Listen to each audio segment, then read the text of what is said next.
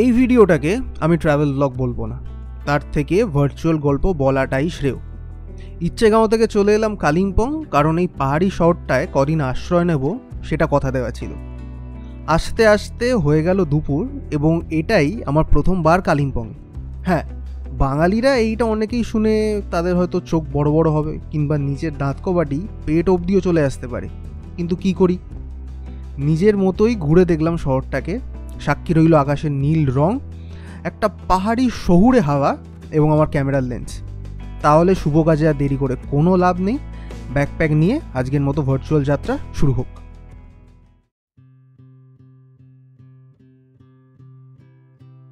ইচ্ছেগাঁও থেকে বেরোনোর সময় মনটা একটু ভারী তো ছিলই। আচ্ছা, আপনারাই বলুন তো, এত অ্যাটাচমেন্ট একটা পাহাড়ি গ্রামের প্রতি কি করে আসে? খাতায় কলমে দেখতে গেলে গ্রামটাতে আমরা 24টা ঘন্টাও থাকিনি, কিন্তু তাও আসার সময় মনে এক অংশ যেন ওখানেই রেখে এলাম। অ্যাটাচমেন্ট ইস্যুস আমার নেই, কিন্তু পাহাড় দেখলেই সব যেন গোলমেলে হয়ে যায়। আর সেটা যদি হয় পাহাড়ি কোনো গ্রাম, তাহলে তো আর কথাই নেই। আসলে পাহাড় মানে তো শুধু পাহাড় নয়, পাহাড় মানে রোদ্দুরে ভেজা গন্ধ, প্রকৃতির ক্যানভাসে সকালের রং তুলির ছন্দে আকাশ বদলানো এবং রাতে অপার্থিব নিস্তব্ধতা। এই সব ভাবনা নিয়ে জীবন এবং গাড়ির ফ্রন্ট সিটে বসে রাস্তা ধরে এসে পৌঁছলাম কালিম্পং, একটা শহর যা দেখে একটুও মনে হবে না আমরা আমাদের চেনা পশ্চিমবঙ্গের মধ্যেই আছি। অদ্ভুত না? অনেকক্ষণ দেখে গ্যাংটকে নেবে আমি আর অনিরুদ্ধ দা মিলে দেখছিলাম, আলাপ করিনি।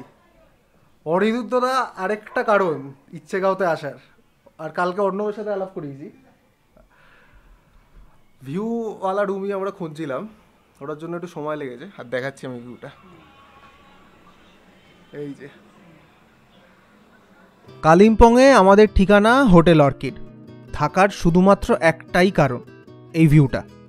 বারান্দাতে বসলে লাগে যেন পাহাড়গুলো তোমাকে ছবির মতোই ঘিরে রেখেছে। এই ভিউয়ের মাঝখানে চললো আড্ডা, বাতেলা আর সাথে আমাদের প্রিয় ব্ল্যাক টি। তারপর ফ্রেশ হয়ে বেরোলাম লাঞ্চের খোঁজে। কিন্তু এখানকার খাবার দাবার উফ, মানুষের মতোই আলাদা। একটা নতুন গন্ধ, একটা নতুন স্বাদ। কোনোভাবেই মনে হচ্ছিল না যে আমি এখনও পশ্চিমবঙ্গের মধ্যেই আছি। লাঞ্চের শেষে তারা চলে গেল অন্যদিকে, আর আমি বেরিয়ে পড়লাম শহরের রাস্তায় কালিম্পংকে নিজের ভাষায় বুঝে নিতে। কারোর হাসি, রাস্তার মধ্যে রঙিন দোকান, আর একটা নতুন অনুভব যেটা বোধহয় সব ভবঘুরেরাই ফিল করে যখন তারা নতুন কোথাও পা রাখে।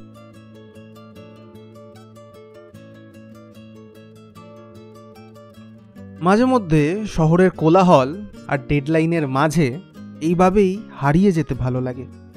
সামনে পাহাড়, পায়ের নিচে এক অচেনা শহর এবং বুকে দুনিয়া দেখার একটা তীব্র ইচ্ছে, সব মিলিয়ে এক অপার্থিব অনুভূতি যা বলে বোঝানো কঠিন। মাঝে মধ্যে যেন হারিয়ে যাওয়াটাও প্রয়োজন, কারণ শুধু রাস্তায় হারালেই পাওয়া যায় সেই সব গল্প যা শুধু ভবঘুরেরাই বুঝতে পারে।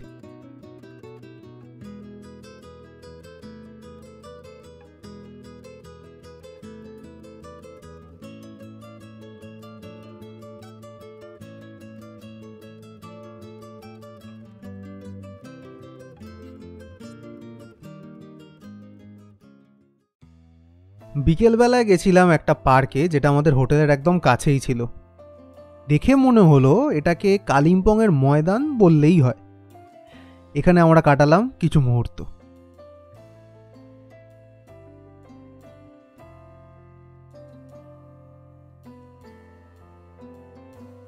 পাহাড়ে এসছি আর মোমো খাবো না, এটা তো হতেই পারে না।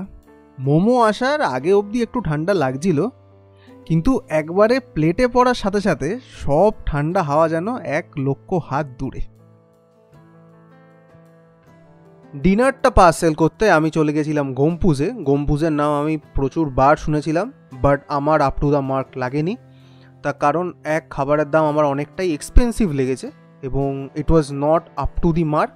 তাই আমি গম্পুজ একদমই রেকমেন্ড করব না।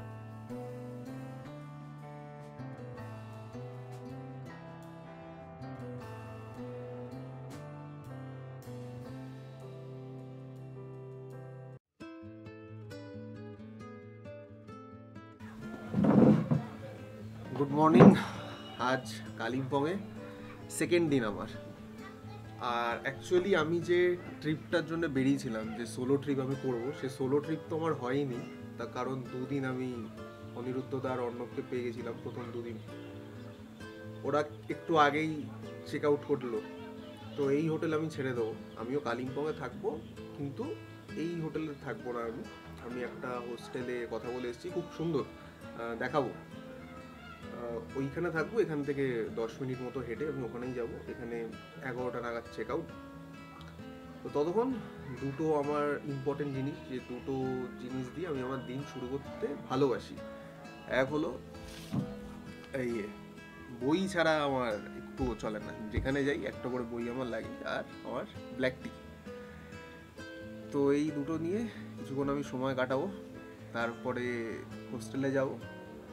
আর তারপরে দেখি কি দিন যায় আজকের, সবই দেখাবো, সবই শেয়ার করবো আপনাদের সাথে।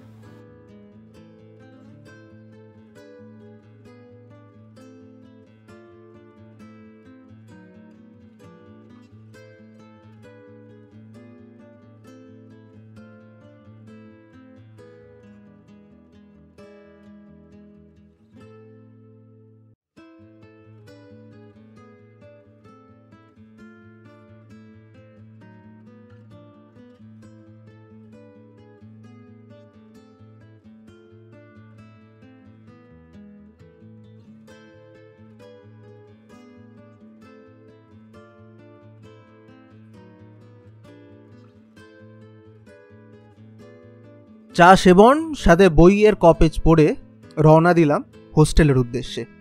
এটাও কিন্তু বেশ একটা রোমাঞ্চকর ব্যাপার। এই প্রত্যেক রাতে নতুন নতুন একটা আস্তানায় থাকা, নতুন মানুষ, তাদের নতুন গল্প, তাদের সাথে আলাপ এবং অবশ্যই নতুন অভিজ্ঞতা। এটাই তো জীবন। এটার জন্যই তো বাড়ি থেকে বেরোনো। থামলে চলবে না। রাস্তা আর গল্প দুটোরই কিন্তু কোনো শেষ নেই। এই যে এটাই আমার নতুন আস্তানা, হিলস্টেল। এটা কালিম্পংয়ের one and only backpackers hostel, এবং এখানে আমি থাকবো 2 থেকে 3 রাত।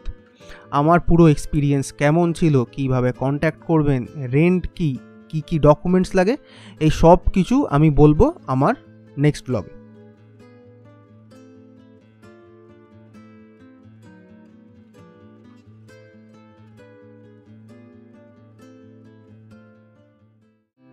আজকের ভার্চুয়াল জার্নি এই অবধি।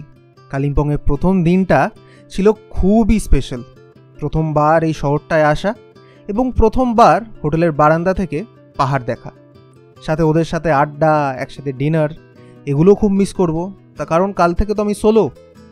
আমি একাই চলতে থাকবো যতক্ষণ পথ আছে এবং যতক্ষণ পাহাড় আমাকে টানে। আমার এই ভার্চুয়াল গল্প যদি তোমাদের ভালো লেগে থাকে, তাহলে আমার চ্যানেলটাকে সাবস্ক্রাইব করে দিও এবং লাইক দিতে কিন্তু একদম ভুলো না। তোমরা সবাই সুস্থ থেকো, ভালো থেকো এবং অবশ্যই যত পারো ঘুরতে থেকো। তোমাদের সাথে দেখা হচ্ছে খুব জলদি নতুন একটা ভিডিও নিয়ে।